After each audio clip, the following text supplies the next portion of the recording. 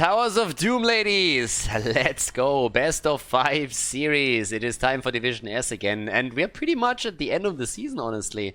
So the fan club currently trying to get into a good spot for the playoffs. I mean, so does pepeMLady.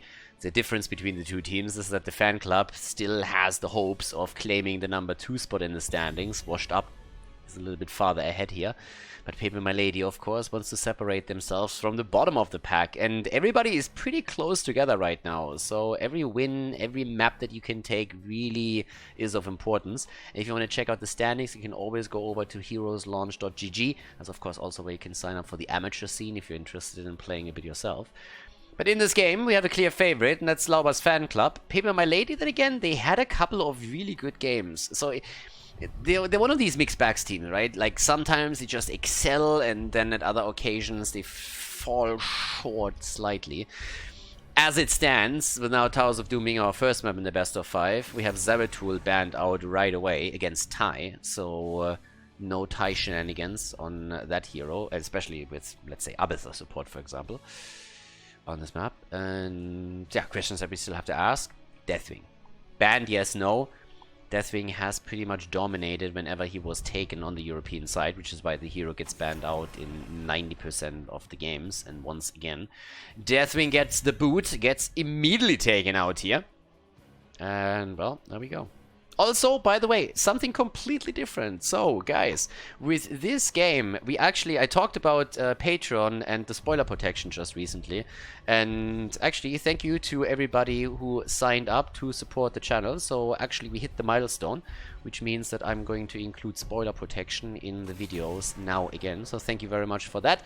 And the spoiler protection will be in the videos from here on out again. So, if this video actually, or this match ends up with like a 3-0 or 3-1, then you can expect some spoiler protection there too. We have another milestone goal as well, so if you're interested and you want to support my work, then head over to patreon.com/Khaldor, check it out. There's also a link in the description, but already that one definitely has been hit, so thanks a lot for the support there, very much appreciated. And we're going to do a lot more over on Patreon and be a little more active there with a couple of giveaways and other stuff, so yeah, thanks very much for that. And, well, if it comes to it, enjoy the spoiler protection, or not getting spoiled. Leo banned out, and the Ana ban. Li Ming as a first pick on Towers of Doom actually for them now. Okay. This is another map where Tai could, by the way, with the Malfurion pick on Henning's side, go into Tracer, and we've seen that now a couple of times. Wouldn't actually shock me. I mean, it's a bit too early to tell, of course. You want to see what else is getting picked there, but that's definitely an option. Ah, or a Vala setup again. Malfurion is already in. And Lauber is ETC, so that's already really flexible draft because they can easily go into Tracer, they can play a Vala setup, could drop also Zarya on Svamgrota, which is a hero that has been banned a lot on this map because on the bot lane, when you barrel through with a strong 4-man, you can really do a whole lot of damage. So that is an option right now. They can still pick both heroes. Now, there's of course the blind on Johanna, which is sometimes a bit of an issue. The Blessed Shield can also set you up. But both heroes would still really work well for Tai, and he's obviously been playing a lot of Vala here. So there's a lot of aspects to it now that make the beginning for the fan club super dangerous. Lauber on ETC can create a lot of space if Vala is being picked here. It's one of the best heroes to synergize with her. The Reyna ban, on the other hand, is already indicating that they're thinking about Tracer. Tracer can't dodge out on any kind of the auto attacks, and Jimmy and Sergeant Hammer are two of the heroes that are quite strong against her. So that might actually be a Tracer pick for them, together with Malfurion, quite powerful. But as I said, they have a couple of options now what they could play. They have the early draft already set up to synergize with both very easily. So there was a couple of third options too, don't get me wrong, but like, yeah. Either way would be quite strong against the setup. There's Blaze and Tracer. Yep. Blaze you need for the rotation. So if you go for that very strong 4-man, the idea behind Blaze is that he can really rotate between the top and the mid lane again, so that the rest of the 4-man doesn't really have to move in too often to help out there. Now with this particular setup, you might have realized that Svamgrota actually didn't pick his hero yet. Still a chance that we're going to see him with a play on Zarya. That could help for the bot lane. There's no bans anymore, and I honestly don't think that pepeMLady is gonna pick that. Or he can just simply drop into one of his usual damage dealers. He loves to play his Junkrat, he's oftentimes playing Zarya. I mean, Alarak has been played by Swarmgrotta a lot, so it's probably his like 3 heroes that he likes to play around the most. Not that it's the only heroes, it's obviously not, but yeah. Stukov, so this time no second support Uther, but we have Stukov instead, and pepeMLady is just going all out with their craziness again. These guys have drafts that are just wild, and this one is no exception. They love their double support, and they have it with a mage now. It's a bit awkward, but here comes the Maiev pick for Swarmgrotta, so they're jumping in, and I don't know. It's a bit wild out there. But let's head in. We have game number 1 in the best of 5 series. Lauber's Fan Club against pepeMLady in Division R0. Game on, ladies! Lauber Fan Club against pepeMLady. Henning on Malfurion for the blue team, Ty on Tracer, and Lauber on ETC. But the front line wouldn't be complete without Swarmgrotta on Maiev and Copenhagen on Blaze. So a well-rounded setup with a very heavy melee lineup at the front, Tracer to just chase around the opponent, trying to get the kills in. But you look over to pepeMLady, and they got a lot of support there. We have Richu on Rexa, Will Q on Johanna, Dyla on Rhaegar, Cesabos on Stukov, and Goa Rider on Li Ming. So a lot of tools that can heal out a lot of the damage that will be dished out on the blue team side. But can they actually win this with a lineup like this? That's honestly the bigger question. It is a little bit weird. But Stukov, he wants to go in for the big slap apparently. Uh-oh, that's a nice lineup. Li Ming taking aim, but the triple tether is already allowing Maiev to drag in Stukov again. And Stukov is down immediately. Yeah, not a good start for him, but I don't think he's worried much. Don't worry, everybody die at beginning of game. I'm not sober yet, too much vodka, no problem, come back and kill everybody. Give them big slap is no issue, you'll see. No problem, kill them later. Will Q, on the other hand, he might also be in trouble, so apparently it's not only Stukov that has... that has a bit of a problem. Looks like Jojo might be another one, and yeah, not quite. If not for the Iron Skin, though, he would be dead. I mean, let's be honest. With that slide on ETC, if there's no Iron Skin in that case, then he is just toast. Okay, so now to the top side. That's still where Rexa is going to try and reign supreme here. He's going to do his thing. And yeah, it's actually kind of... to me, it's still funny that ever since the... I think it was spring 2019 when Rexa really made the big appearance in Heroes of the Storm in the meta on the higher level. He's just been phenomenal since then. This, on the other hand, is a bit of a problem. Root on the ground, and a kill against Stukov. Once again, he is dead. I don't know what's going on with our Admiral here, but he is having some issues. That's the second kill against him and a follow-up against Johanna. Not really the start into the game that you really want, and I don't know what to say, but if you have a double support, then those double supports need to take something down, or they need to heal the damage up, of course. But Stukov already dying twice doesn't really bode well for his future. And with them now having a level lead and level 4 talents, they're already trying to go for some bell tower damage. Guys, we're 2 minutes into this game. They're not going to grab this thing, but they already put damage onto it. And this early in the game, that usually doesn't happen. Now, this is of course not the end of the game by any means. This is still Towers of Doom, which is one of the best comeback maps that you could possibly have. But now the two heroes are at the top of the lane, with Dyla trying to use Rhaegar for the wave clear on the pumpkins. It also means that at the bottom of the map, there's still the chance to put more pressure onto that bell tower. And Gore Rider, as he already received the bomb from Tracer, has already experienced some of that damage firsthand. So, with... yeah, level 6 against level 5. There's also the chance to catapult it early to level 7, maybe even in time for the altars being fought over.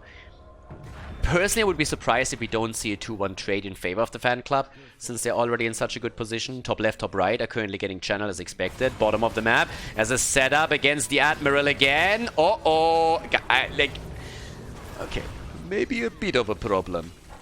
Dying 3 times, maybe not sober yet. Too much vodka for breakfast. Like, don't know, but like, maybe a bit of a problem. Give me some time, like, need some food. either way. Stukov, the Admiral, now dying 3 times, and he is getting pretty much murdered every single time that Tracer are making the move in. And also the tether, of course. That's another big issue. So once again, they're starting to jump in, but this time Henning is isolated, and I don't know. He can B-step a little bit here, but he's going to fall. He knew it too. He was just at the wrong side of that battle. The flank that came in from pepeMLady was absolutely brilliant there, so that was really good. So, top side, Stukov has just said, okay, fuck it, I'm gonna go to the top, I'm gonna solo lane this now. So, for the time being, Rexa is the one that has actually rotated down. They're gonna exchange those 2 positions again. But it really starts to feel that pepeMLady is not finding a rhythm for this one. So, they have... yeah, they got a bit of a problem. Now, they are trying to be aggressive around it, and I honestly don't really think that's a bad choice on their part, because they need to do something. If they just play it straight up, like they did so far, they're not going to make a big splash here. Trying to invade a bit more aggressively is more likely to give them an opportunity. But there's obviously a big fight now, and you have to win one of those. Already a good condemn, but the kill against Rexa. Oh, the roots! Goa Rider is getting out, but they're looking for another kill, and they get the second one. Johanna is dead. Damn, the fan club is out for blood, ladies. Like, really out for blood. Starting to jump in deep for kill after kill, and now Tracer is still at the bottom of the map to escort those pumpkins in.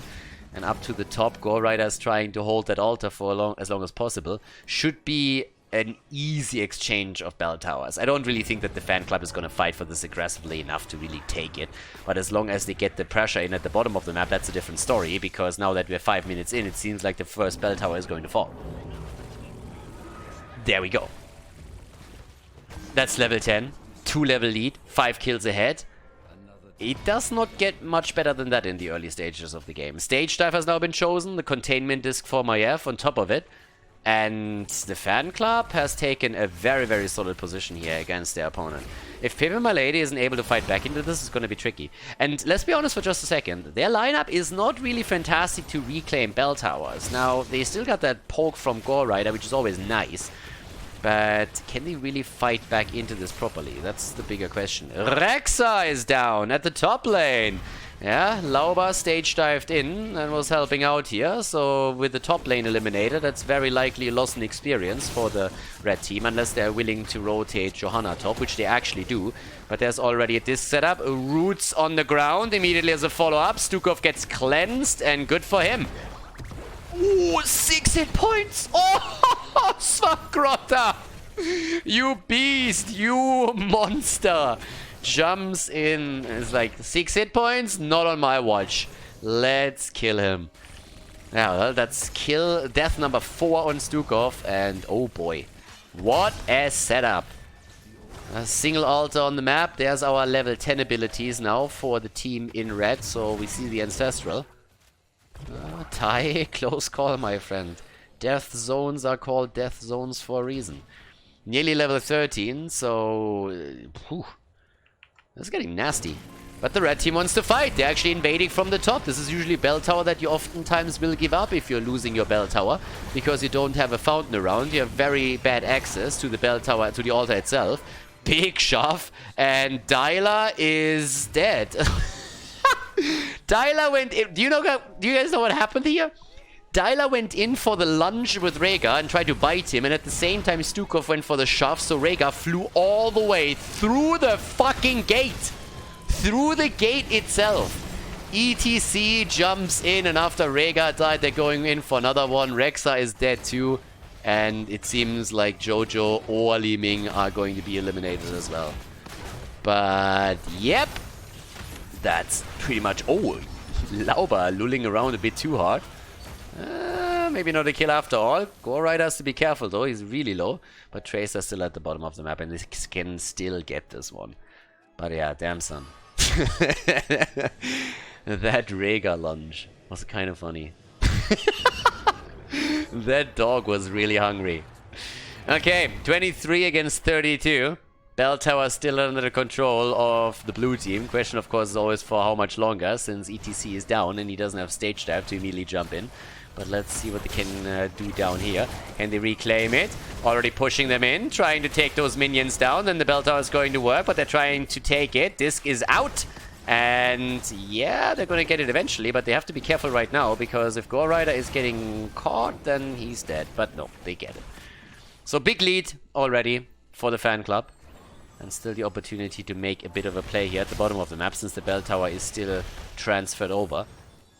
It's always a problem if you have my F against you, and my F knows how to connect those tethers properly, because we have seen so many fights already forced just simply around Svangorota making his plays on the hero. There's another good example. Slide attempt. This time it actually didn't really work out the way that they intended. The idea was, of course, to slide with and then also follow up with the root. That bell tower, by the way, is nearly down again. It's actually insane. They just reclaimed it, and now Ty, together with the pumpkins, has nearly reclaimed this thing. That is not a good omen for the red team. But if they can get a kill here, that would be great. ETC, silence, Svamgrota, and he goes down. Maiev is dead. pepeMLady fighting back into this. They fought against the talent advantage on the blue team side, and they were victorious. With a single altar about to spawn on the map. And let's see if they can actually get something done. Root and the kill against Li Ming. That's one of the main damage dealers gone. The main damage dealer gone. Tranquility gets used right away from Henning. Keeps everybody alive easily. They go for Misha and they get that kill. And now that they're already rushing away, still 2 levels behind, 8 kills behind, it seems like that's an inevitable altar channel from the fan club. Yep, fan club. 32 points against 19. Bam! Still the aggression bot lane. Stukov! Don't push him out of the roots, Lulba. You want to keep him in the roots. Henning is just sitting there, so like, dude, you serious? They were spot on. They were absolutely spot on. But the cow is going straight in and says, like, doesn't matter. I'm going to hit my hotkeys. Oh, that was actually the cleanse, just as the tether came through. So that worked. Problem is that now cleanse is not available anymore, and that could be a big problem. Virulent reaction, at least. That is gonna be nice for the lockdown on the other team side, and it is the end of the cow again. Lauber dead for the second time. Counter kill against Misha. Can they get the one? Did he just self-ancestral at full HP? Oh, Tyler. Yeah, was trying to go for will Q here, but that didn't work, and now it could be the end of Johanna. Oh, Ty wanted the kill, but he can't get it, and instead Svamgrota jumped in too. I feel they're starting to meme a little bit here, and I'm not sure if that's really the best way to do it, since it is still game number 1. Need to be careful here. But yeah, that ancestral... That dog is a little bit wild. First of all, that big bite attempt earlier, and now this. Triple altar is coming up on the map, and with a 5 versus 3 bell tower situation, it could be an issue. Also... he survives! And Malfurion is dead! I mean, all memes aside, guys, they need to be a bit more careful. This could start to become problematic. They have 2 heroes down, and we went from 11 to 3 kills to 11 versus 6 kills. And also in experience, it's even talents. Blessed Shield misses, Will Q, yeah. I think all these guys are a little bit too much schnapps, to be honest. Up to the top left, there's a channel. Top right, of course, the same thing. If you want to fight over anything, you're going to fight over the middle here. Well, everything's missing right now. I mean, this is the containment disc that completely backfired. So they still wait for Malfurion to come back, but without a support, fighting is always tricky. You just don't have any sustain. Blaze is on the way down to the bottom of the map. Bell tower control doesn't do jack shit for you if you can't win the altars. And there's an interrupt, alright, so they bait that out a little bit longer. Everybody else is still totally fine. Blaze still sitting tight. Malfurion is back, but he's still split from the team. He's sitting up at the top. Ty down here, still poking. They're trying to go for the connect. Oh, and the root follow-up is perfect. This time the Ancestral is actually connecting, but Dyla is now in trouble and about to go down. Misha falls first. Tranquility. And the Rexa kill. Rexa down. They want to go for Will Q, and he's completely body blocked.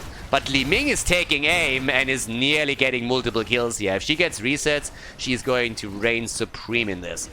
But it doesn't really seem like it's going to come to that. Oh, another lockdown. There's a bit of a setup against Copenhagen. Since he doesn't have any cooldowns left, he's gonna die. He's dead. So is Stukov, though. Oh, Henning needs to be careful. He can't go up against Stukov alone. Alright, Rhaegar dead, but so is Malfurion. Yep, Stukov went in for the kill. Nobody has channeled that bloody altar, by the way. They're still fighting over here. That's the end of Li Ming. Tai is, of course, having a great time now. Reigning supreme in this setup with 58,000 damage. More than Li Ming, even. And they're going for the pumpkins again. And this altar is still there. And Tai is like, well, guys, I'll finally do it. Like, we waited a little bit, but at this point, I really think that we should try and channel that. So, would be a bit of a disaster if we didn't. So, bam, shots fired over to the right side. 29 against 9 points. And here's another tether attempt. No, not yet. So, with a single-digit score, that also means that the next bell tower phase could ruin you. Boss is another big problem, and pumpkins that move through the bottom of the map are, of course, another big deal. Only hero that hasn't died yet is Tai, Tracer. So, yeah. And now with a reclaim attempt at the bottom of the map, the red team has maybe even a shot to reclaim that bell tower for the second time in this game. The problem is they're already getting flanked here. Lauber is still making sure that he's mounted. Doesn't get unmounted yet. Double altar is going to spawn, which could end the game. And guys, if level 20 connects for the blue team, they have, of course, a fantastic opportunity to end the game here. But they need to keep the bell tower control, unless they get one of the pumpkins connecting with the core itself. This is why the red team is now 5-manning the bottom of the map. They know they need to get that bell tower back, or they could be in trouble. And with trouble, I mean they could lose the game right here. There's the root attempt. Okay, trying to zone them a little bit. Tether is in. Blaze coming in from the side. Still no level 20, but we're incredibly close now.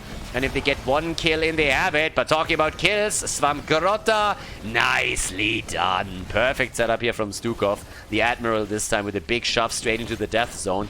Level 20 talents are ready. Both of the altars have been announced, but they're still fighting at the bottom of the map.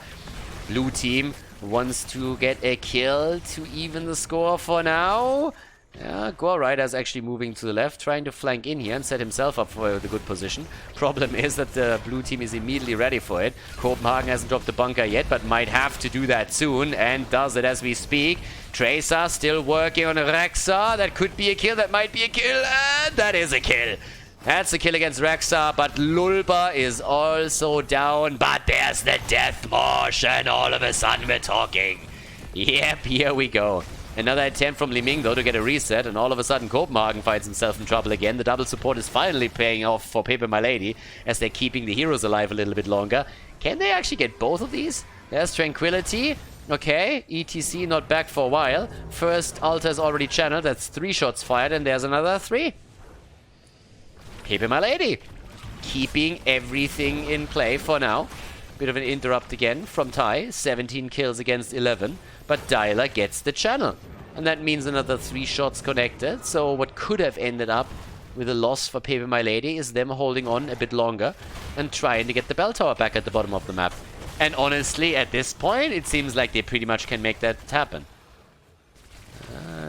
Yes. I mean, that's going to be a reclaimed bell tower. 100%. And now it's 20 versus 20. Maybe a little bit too much memeing here for the fan club. But of course they are still heavily ahead. You look at the points on the core and it's quite obvious. But Zukov completes his quest talent. That gives him and Misha a bit more armor. We have now the kill command, blinded by the light, storm shield. And repulsion for Li Ming. Cams get taken again, but these are more even fights now, for sure. I mean, 100%. Now we are talking about a battle that could definitely snowball against the fan club if they lose some of these encounters. And Blaze and Maiev are still at the top. Blessed Shield? No. Very early Tranquility. That looked like a fat finger to me. Someone just panicked. Henning gets immediately pinged. The team is like, the fuck? What did you do? Pumpkins make it in. Not quite a bell tower control yet, but close. They're going for the bottom of the map. That's the problem that pepeMLady has, that they are just pressured on every single lane. You look at the bell tower hit points on every lane that you see here, and all of them are low. Every single one of them. And eventually that's going to become a problem. This is also going to become a problem if they aren't careful here. Yeah, so there's a very, very quick attempt at a kill. Gets stuffed. Will Q has already used the shields and everything. I mean, here's the 20s that are coming in now from the 2. Stukov with a big shove against ETC, but they're rushing away from it. Single altar at the bottom of the map, and Tai is already ready for the channel. Will Q is coming in an attempt to get the interrupt with the flashlight. He will get that. Question is he himself then getting out of this, and it does seem tricky. Yes, where's the Ancestral? Well, it's on cooldown. So there's that. Li Ming comes in with the Calamity damage. There was a ton of it, but she still needs to get out of the fight, which she's able to pull off. Yeah, now that we have Serenity, Malfurion is back to business with it. Wilq comes in again, tries the interrupt, and gets it. But he is in trouble. And he's not the only one. A lot of the heroes are actually starting to get low on the shields. They are running out of those. Yeah, ETC gets attacked. Keep the Deathmosh in mind as Bunker is on the ground. Big shove again, this time against Maiev. They're still fighting over here. And oh boy, the double support is really sustaining pepeMLady through all out of this. There's so many shields, so many heals. Svamgrota is again channeling, and I guess this time, yes, they get it. 4 shots fired, and that's the red team down to 5 points on the core. 5 points for now, and let's have a look at the damage output. Yeah, 98,000 against 95,000. Li Ming and Tracer fighting a bit of a battle. 23 kills against 5.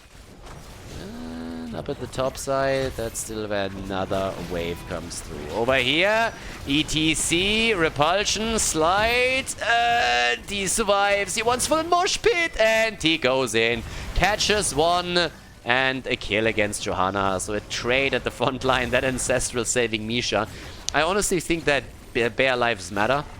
I'm a huge advocate for equal rights for bears as well, but I think that that Ancestral is actually aimed somewhere else. How many shoves does he get into the death zone? Are you fucking kidding me? Stukov just killed Maiev with it. Now Stukov gets bodied as Tracer comes in for the kill, but that second shove is going to be the end of Blaze as well, isn't it? Yeah, Kopenhagen is sitting tight, but he's going to die now too. So Stukov is actually getting things done. He might have died 6 times, and he had a horrible early game, but now that he's just shoving people across the screen, time and time again, he's doing a lot. I mean, Stukov killed Rhaegar. How many people do you know that literally killed someone on their own team? Doesn't really happen all that often, so he did well there. Abandon people? Yes. Literally killing them? If you're not Garrosh, then that can be tricky. But Stukov made it happen.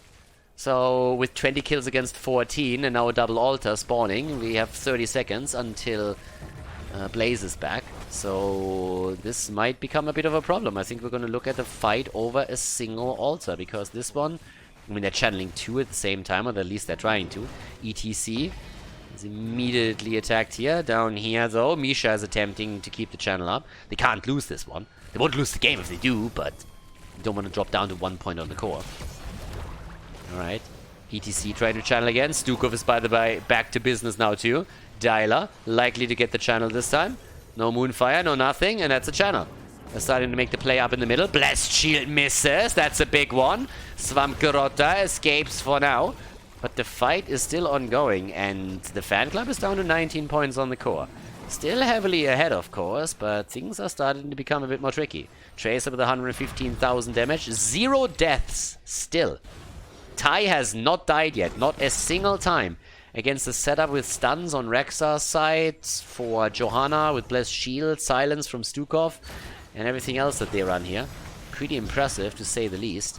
Mid lane Fort gets attacked, by the way. The bell tower gets currently attacked by the minion wave that was pushed into it. Top lane is gonna fall soon. There's a double wave moving in, so that's a very likely conversion on the bell tower. And if that happens, that altar would end the game. We're not there yet, but time will tell. If the blue team wins a fight here, the game's over. They can just simply go top lane with 1 hero and get that bell tower, and then it's lights out. There's also a boss on the map. Let's not forget about that. Oh, Stukov! Oh my god, he pulled a Houdini, just disappeared. 1 second he's there, the next second he's gone, and the top bell tower has just fallen. Guys, this is game. This is game. This is game right here. 5 bell towers against 3. They need a channel, and it's lights out. And the red team knows it, of course. Svamgrota is on the channel. Everybody's rushing in an attempt to interrupt it somehow.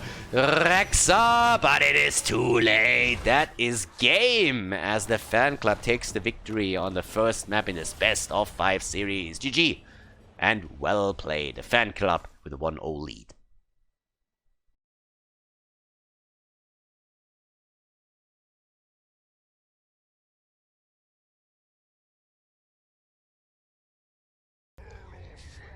Game number 2. I mean, let's face it, game number 1 was a bit of a fiesta, but it was a fun one. I'm not sure if I can really get behind pepeMLady's drafting, but that was a issue that I had pretty much throughout the entire season. They were successful with some drafts, but I never thought they could pull anything off with them. But generally speaking, I'm not really the biggest fan of the compositions that they usually throw out. But let's see what they are going to play on Infernal Shrines. A little bit of a different map, of course. Wave clear and AoE is really powerful now too.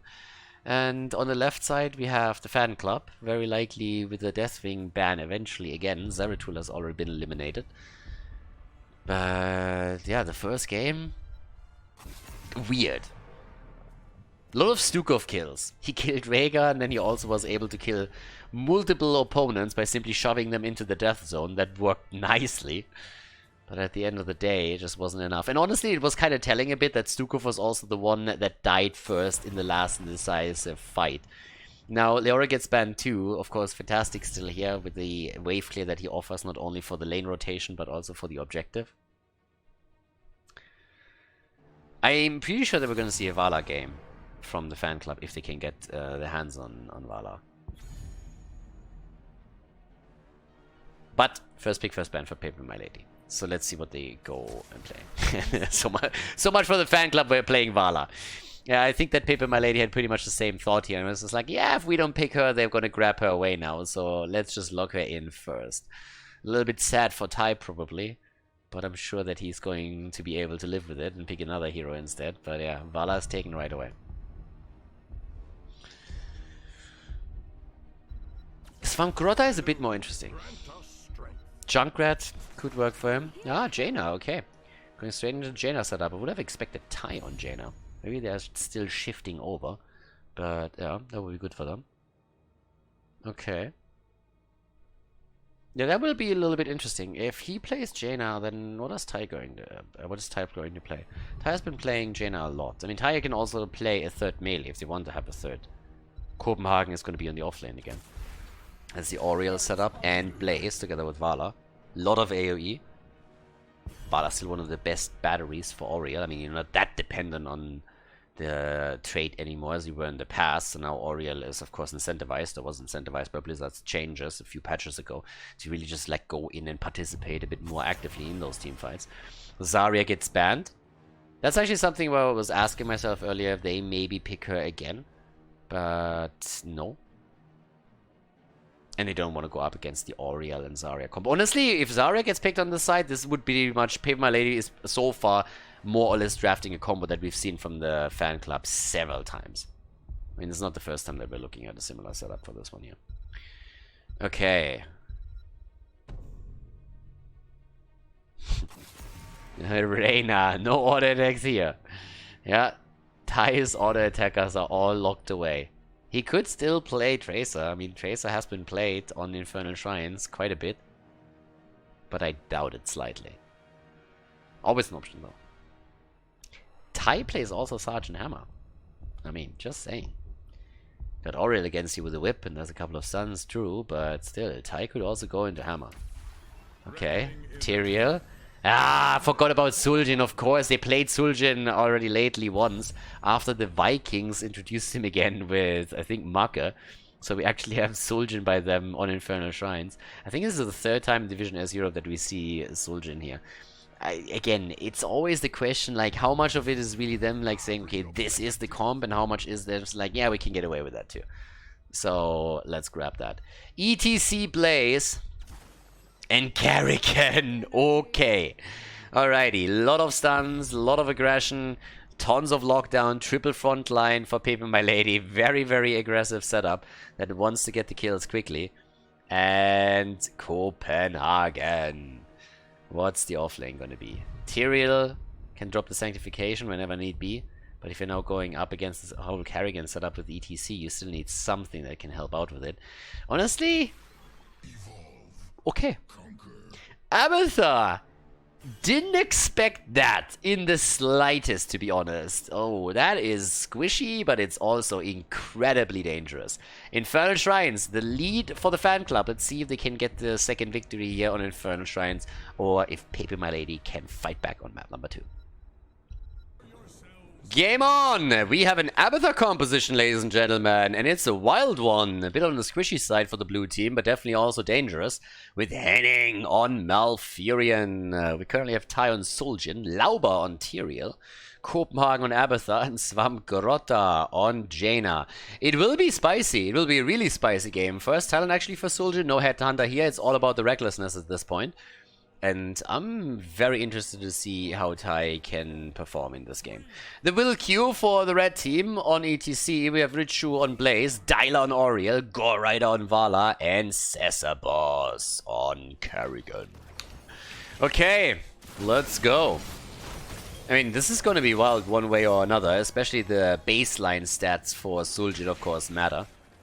It's really tricky to get a good stack count in a normal game with Suljin. You don't have... Well, I guess it depends a little bit on how your opponent plays, but just generally speaking, it's just so much harder than if you compare it to a brawl, where you have, of course, a continuous 5 versus 5 on a single lane.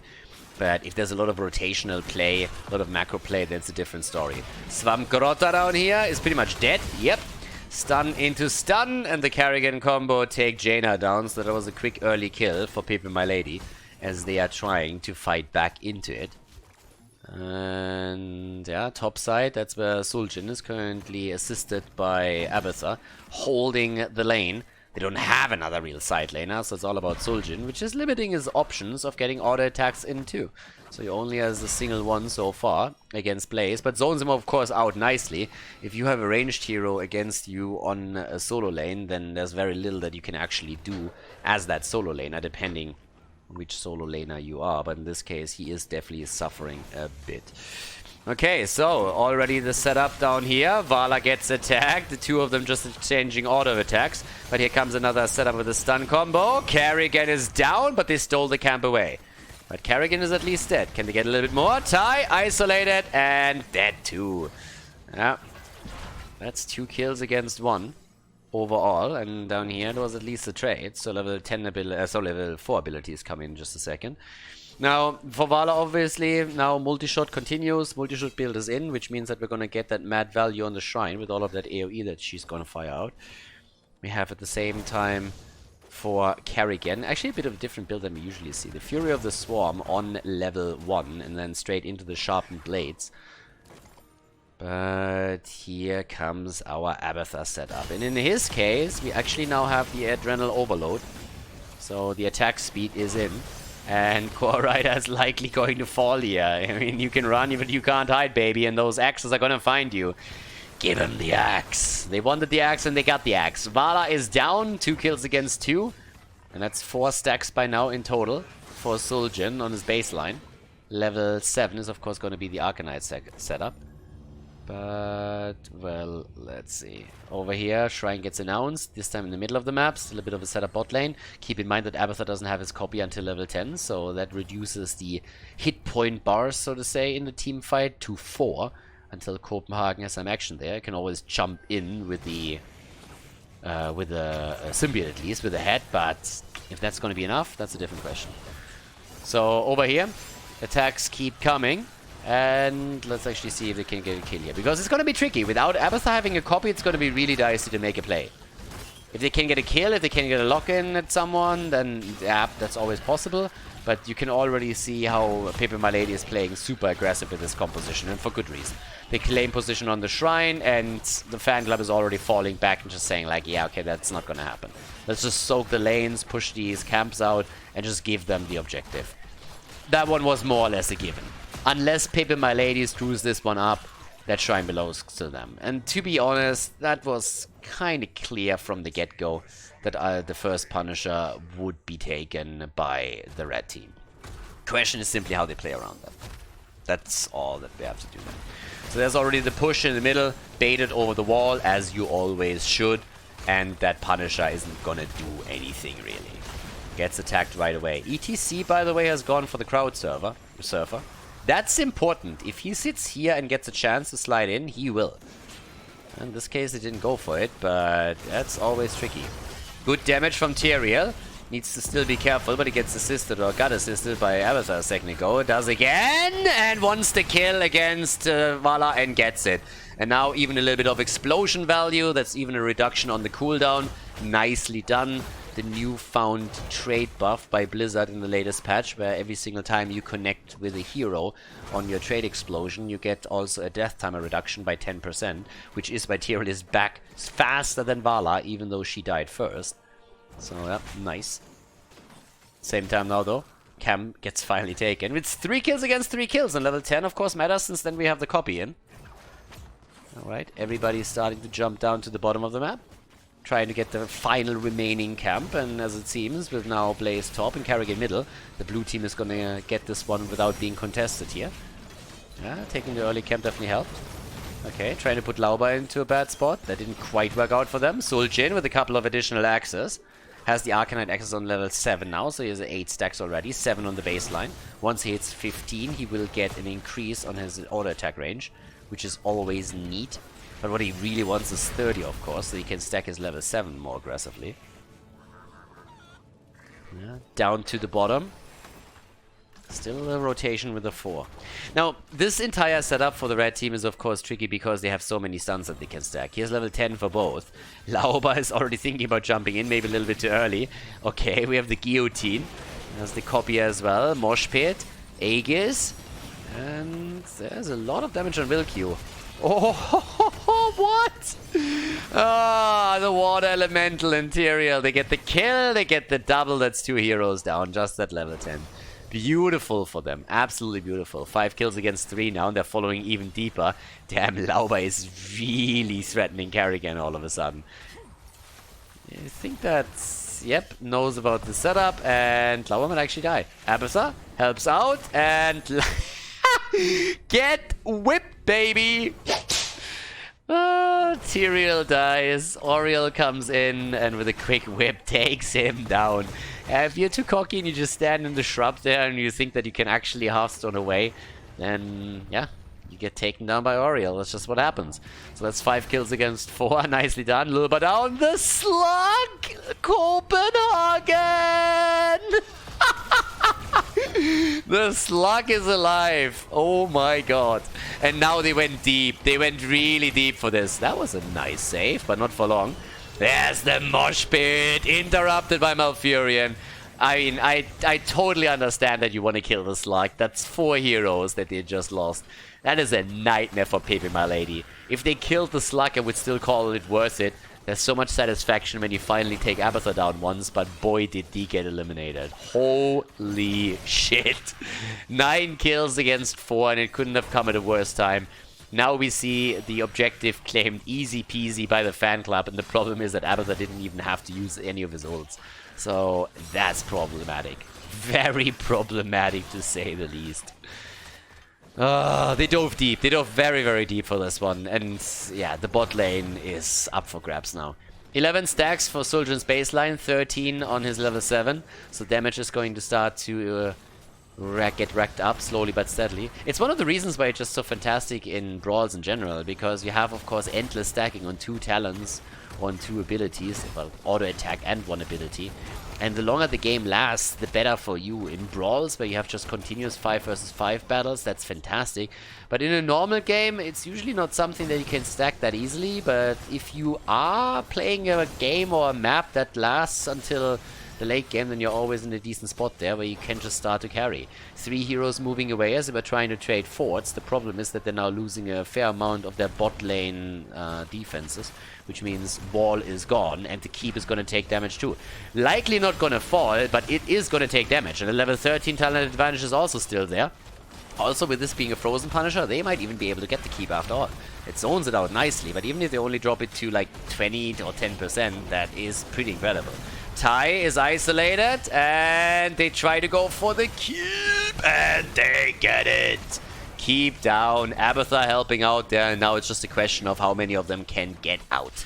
Tai is sitting at 14 stacks. Again, 1 more, and he will have the range increase, but in this case, he is dead.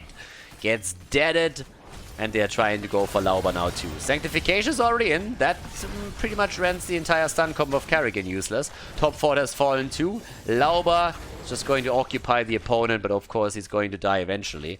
Finds himself on the right side and is still dodging around Kerrigan. If he gets an explosion kill against her, I will... yeah. Chrysalis, thank God. Abathur is still holding the top, but now we have 9 kills against 4. Still a lead in kills and experience for the blue team. And thanks to that fort being obliterated, or the keep obliterated at the bot lane, they can even in theory go for game if they just get another big team wipe. So that's actually pretty sweet.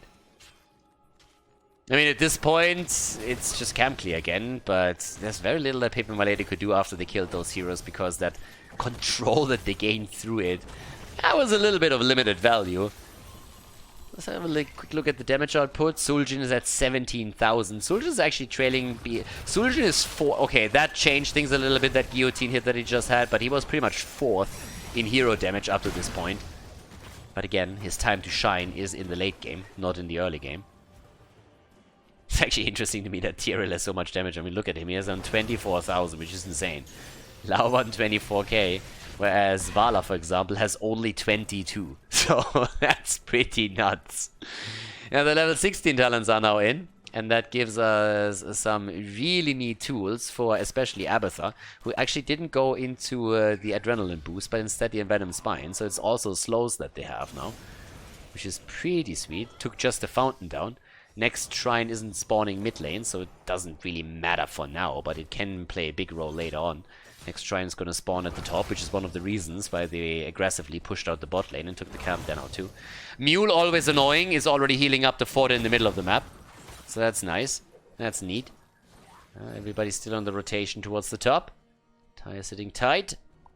And they are trying to make the same play. Look at it. Easy cheesy. Yeah? Can make the same play again if he really wants to. Needs to wait for the cooldown, then he can go in. They're already working on that wall, and here he comes. Lauber comes in, Abathur helps out. Bam, fountain is down, jumps back out. Easy. Seething Hatred.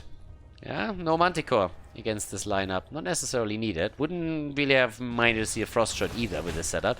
But Seething Hatred is of course going to get the damage output in this AoE battles of even more. And it seems like they're not even going to fight for this. What are they doing? Color me intrigued. I mean, they're obviously going to force Hearth back. They can't core. So I guess it's Lauber with... Oh, they actually tried to core. Lauber is trying to interrupt. They're actually trying to core. Oh, and he gets away. Okay, they're not coring anymore. But the idea was to go for... They actually thought about going for core, and Tyrael was supposed to interrupt the Hearthstone's back. That was actually a serious attempt. At the beginning, when they started to move down, I thought they were just trying to bait it, so that Tyrael with Abathur could do something up at the top. But nope, they were actually attempting to really pull that off.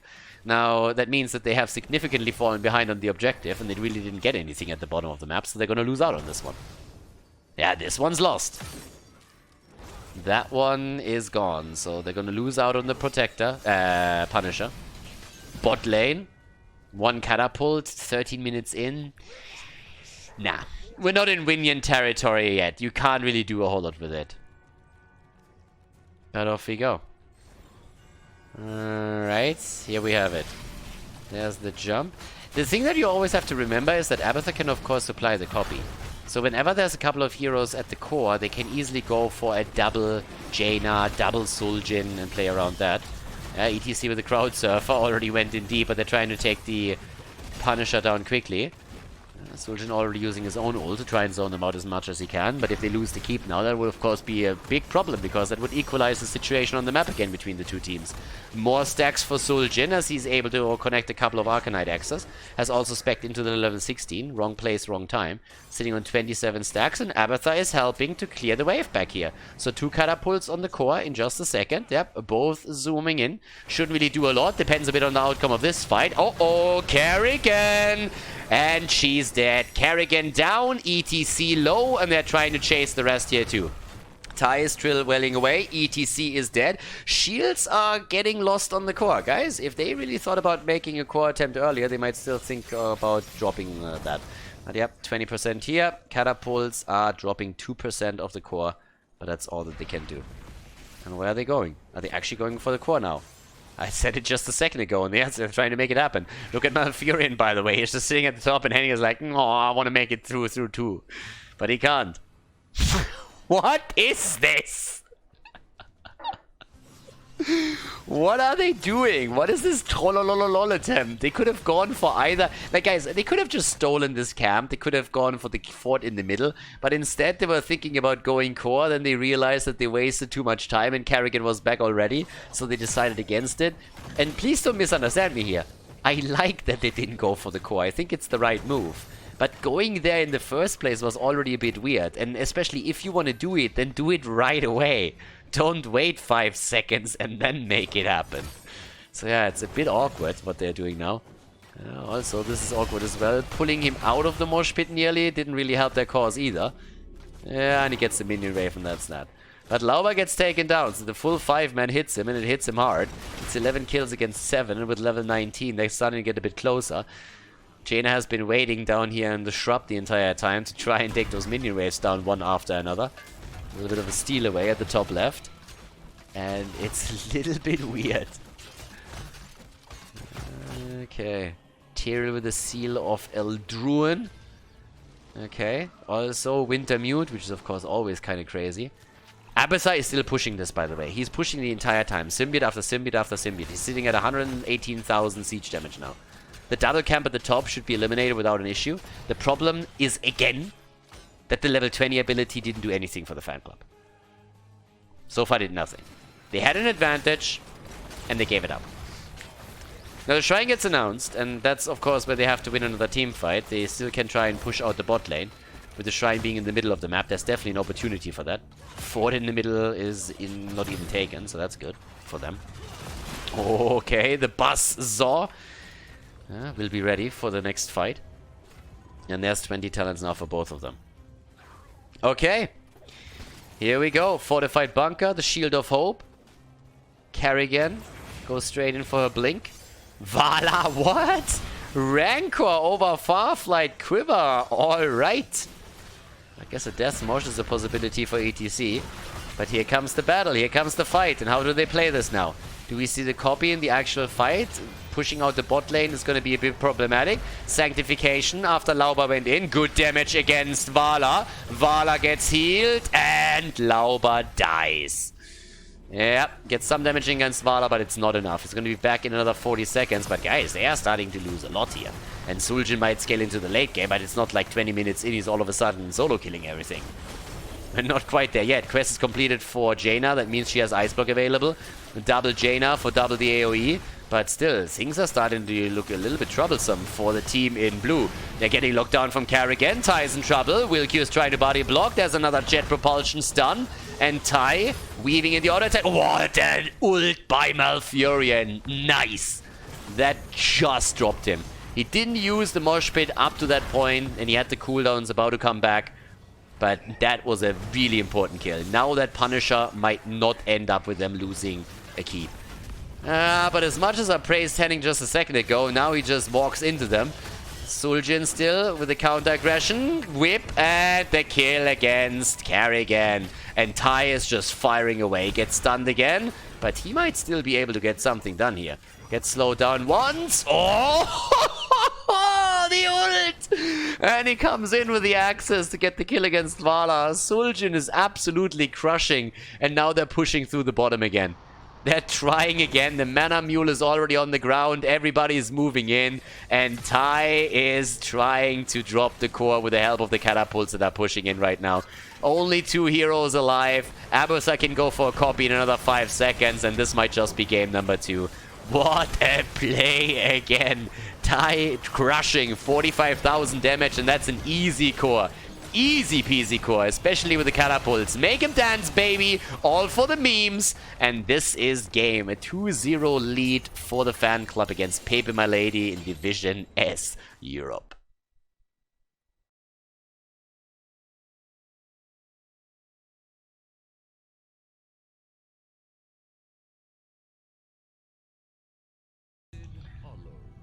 Game number 3.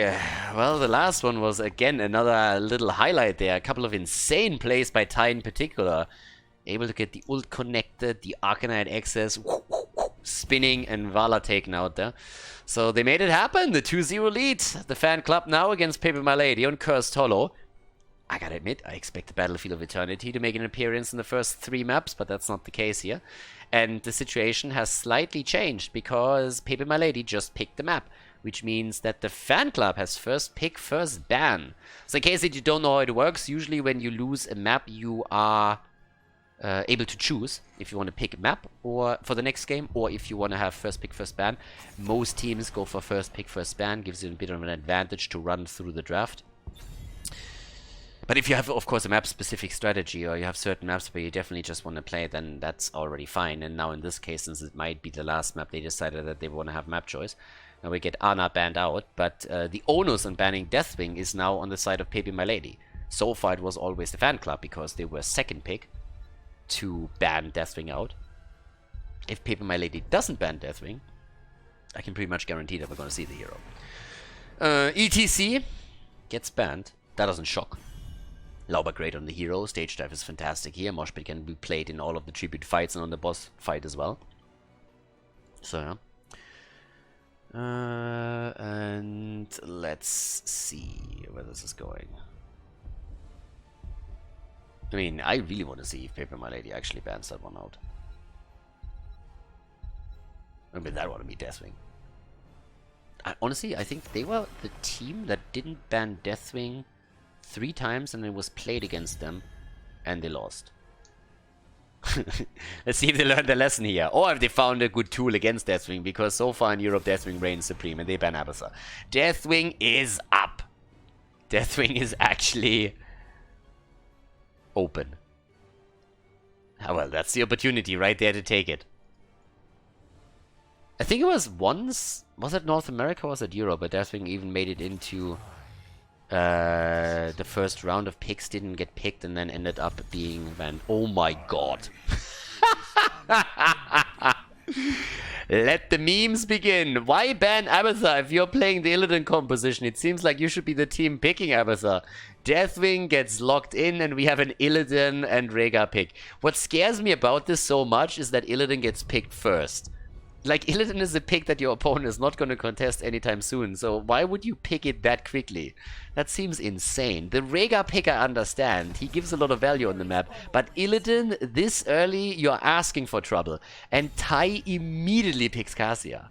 I mean, instantly.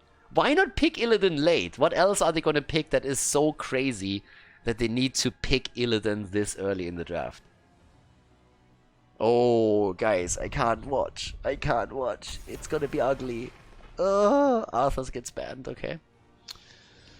Yeah, they banned some of the old school counters against Illidan out. But, I mean, what are we gonna get now? Tacita? Are they gonna go full old school with that? A Rhaegar, Tacita, Illidan? Tyrael? Jump in, drop Sanctification? This is getting wild. This is getting really wild. Okay, yeah, Li Ming obviously oftentimes played with this too, because you can get so much momentum and so much reset value. Are you high? Like, seriously, have you guys smoked a little bit too much weed? Smoke weed every day. Yeah, I think so. Brightwing with a nice skin, but what is this? Illidan bombs are happening now? I am scared. I don't want to watch the next pick. Don't show me. Don't tell me.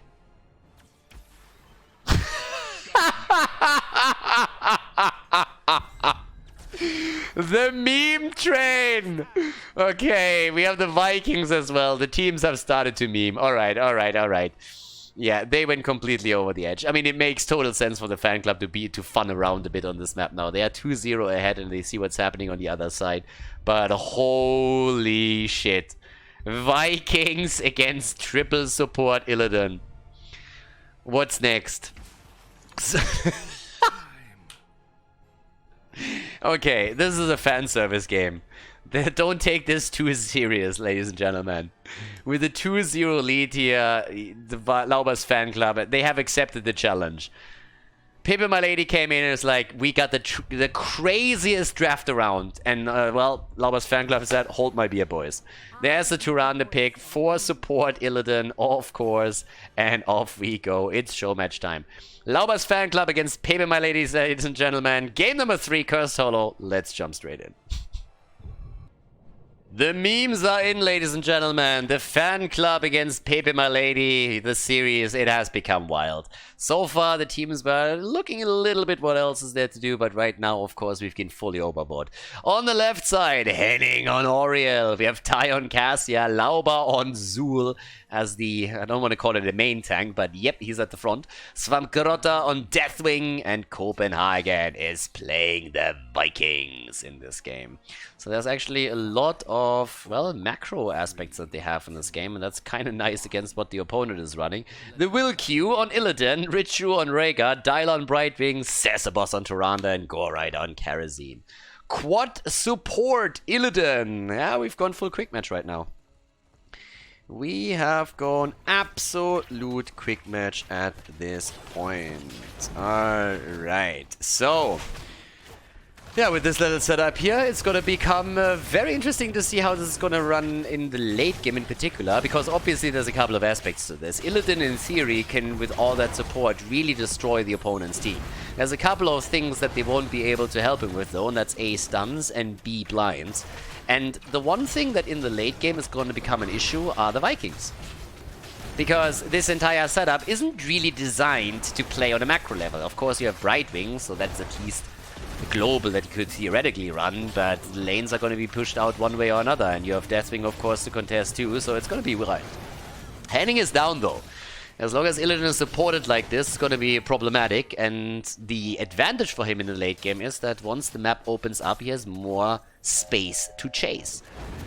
I guess the longer the game lasts, the more the game will look like pepeMLady trying to force fights and let Illidan run, and Lauber's fan club trying to avoid fights and just simply play the macro aspect of the game, aka taking camps, taking bosses, trying to play the objective while pushing the lanes out. So it's going to be very, very different approaches to the game. And of course, the fan club is memeing around a little bit. I mean, going for Zul, for example, definitely not really the pick that you necessarily expected to see here. He's great in those wave clear rotations, and as I pointed out earlier, that's something that's actually a bit missing on pepeMLady's side. But if they wanted to try and counter Illidan, they would have gone for different heroes here that would have helped them a little bit more. But as it stands, there is still a lot of potential plays that can be made by the fan club to just simply dominate this. As I said, you push the lanes out with the Vikings, you have also good wave clears through Zul, Deathwing is in as well, so there's a lot that they can do as this game continues. And as you can see here, we have Mercenary Lord actually taken on level 4 now for the Vikings. And that's for exactly the reasons that I pointed out. You want to control the late game in this setup. Yeah, Milq nearly dying, and all damage, or most of the damage, is of course on Illidan. It's not all of the damage. The other heroes still have some. Yeah, but there's already the lockdown, and as long as Illidan gets focused here, it's a problem. But Oriel also is in slight trouble, as Karazim and Rhaegar both make a play for her. But now that we have this massive fight in the middle of the map, the Vikings are still pushing, and as you can already tell, they're losing ground in the middle of the map. So the fountain is down, and this is one of the earliest fountain kills that we've ever seen here. And the Vikings are still pushing and taking camps at the same time. Illidan is dead. And it seems like he's the only one. Yes. Well, maybe not. Oh, Karazim actually got out. Molten Flames not long enough, but that's a Fort eliminator already. Fort is down. Copenhagen can take the tribute over here. Lane experience has taken. They're level ahead already. And, well... I don't know what to say. I mean, it is memey, of course, but yeah. I don't think Illidan is ever going to get to a point where they can seriously make that big of a difference. He's going to get some kills, don't get me wrong. But I don't think he's going to be able to give the team a big lead here by any means. Yeah, well, there's a lockdown again. Of course, once that level 7 is in and we see a couple of cleanses coming, it's going to be so much harder for them to control Illidan. That's actually one of the interesting parts now, because you still have cleanses on a lot of these heroes. I mean, look at 16 with the Celestial Attunement, Cleansing Touch on Karazim later, 7 for Rhaegar. There's so many plays that can be made with this. And you also don't need to go for Ancestral, for example. You can go full on Bloodlust here. Why wouldn't you? You can go palm if you're really worried about Illidan and drop the palm there whenever. So there's so many tools that you can use. But the early game, of course, didn't go well for them. And the early game isn't quite over yet either. We're not on level 10 or anything. There's still that level lead. One Viking down as Kharazim chases it away. Bot lane has also taken a bit of damage. So yeah, there's another one. And off we go. Go Rider, and let's make it happen. There's our little setup already. The full fight, zoning out the backline a bit. Right wing morphing around and already dead. The fruit fly finally eliminated, and so is the little doggy. And it seems like Kharazim is also dead. Kharazim annihilated. Yep. The hate against bald man is absolutely rampant in today's society. But it's not only him. Blind people are apparently also getting bullied because Illidan has been taken down for the second time in a row. 5 kills against 3, nearly level 10. And instead of focusing on the satellite lanes, they're just going straight to the middle in an attempt to also drop that wall so that they have early access to the keep. Level 10. Yeah, that might even be a kill against Tyrande, but she kind of semi-dodged it. A little bit weird that we didn't see the ball lightning here. I think that would have given them a bit more, but Zul already with a poison. Oriel with a save, and Illidan is dead again. Yeah, well, our little fan service game that we have here isn't going well for pepeMLady. 6 kills against 3, Fort has fallen, Tribute is about to be channeled by Copenhagen, that's going to be a curse. Zul, of course, back to business now, as they're going for Gore Rider again. Another whip, another stun, and Gore Rider still moving out. But yep, it's Tribute time. Time for the first curse here. And the red team is, of course, attacked. And here's the problem. If you have Vikings and you curse the opponent, you are still soaking all 3 lanes. Usually when you have the curse and you are forced to go onto 1 or 2 lanes, then you're missing out on some lane experience. Not so the deal here. And Illidan is just dying over and over again. That's the 4th death of him. And yeah, good luck saving those boys. Yeah, they're getting kill after kill. Gore Rider actually gets away, but Dyla, oh my god. He's actually making it out. I can tell you one thing that doesn't make it though, and that's the keep in the middle. I'm still shocked that the Vikings moved into the mid lane too though. That's a little bit of a weird move. I don't know why they did that. Why would you do that? Vikings had a perfect opportunity to still side lane soak, but they didn't. Now the keep is down, but the other heroes could have taken that one as well. Yeah, bot lane Ford is still fine. Yep, here comes the boat, and they're trying to go for the will queue. Zul is down, but the will queue is dead too, so that's another Illidan kill. Top lane Fort has also been eliminated. Yeah, but here's level 10. So the keep is down, top Fort is down. The problem is that level 10 is going to be, well, I'm not quite sure if I should call it a problem. But anyways, up at the top, that's where we now have also our little setup with the level 10 abilities. And here we go. No palm, instead the 7-sided. Illidan, Hunt. Honestly, Hunt makes no sense. But if you're already going for the memes, then at least go for all the memes. And he doesn't, no. He picks the sensible talent, if there is a sensible talent for Illidan these days. And that's, of course, Metamorphosis. Hunt wouldn't make any sense. You want to stay with your supports. You don't want to jump away from them. Okay, camp taken. Making the play for the dragon. And here we go. The big fight is starting. Tyrande is missing, so are the Vikings. Rhaegar with bloodlust. Rhaegar, he's low, he survives. Lauber on the other hand. Oh, they go for Illidan again, he's dead. Yeah, there's level 13 talents now. And they actually go, in this case, for the Hunker Burning Olaf. Okay, so even more wave clear, which of course is great if you're trying to push out the lanes, which is indeed what they're trying to do. 9 kills against 5. Let's have a little bit of a quick setup here. 26,000 for Illidan, yeah, nearly top damage, but only on his team. You look over to Cassia and she's at 53,000. It's a bit of a different statement that is being made there. Double the damage, even more than that. But yes. Lauber takes the boss, Svamgrotta taking to the skies, and that's the elimination of the final fort down here. Yeah, so the forts are all down. Keep in the middle is also dead. Now they moved to the top in theory. Yeah, Eric.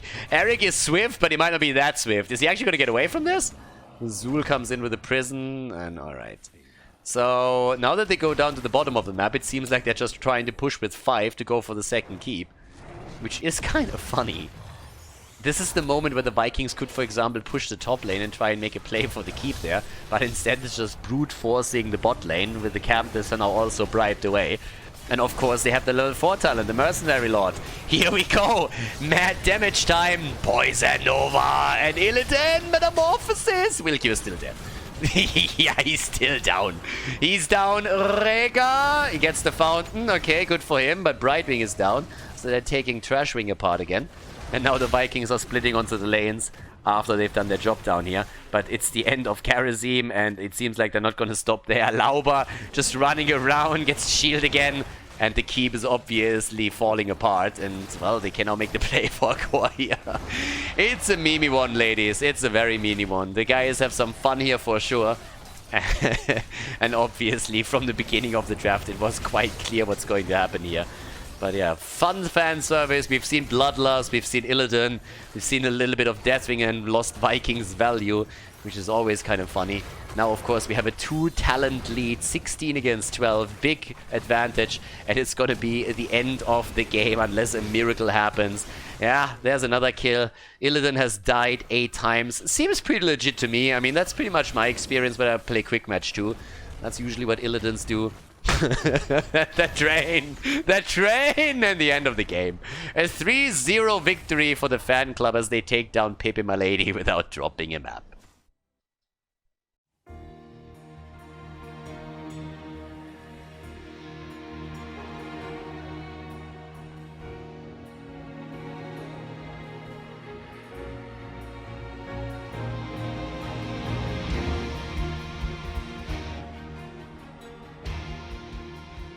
Thank you everybody for watching the video today. I hope that you enjoyed the show and the commentary. And keep in mind that the spoiler protection that is going to run for the rest of the video is made possible by all the support on patreon.com.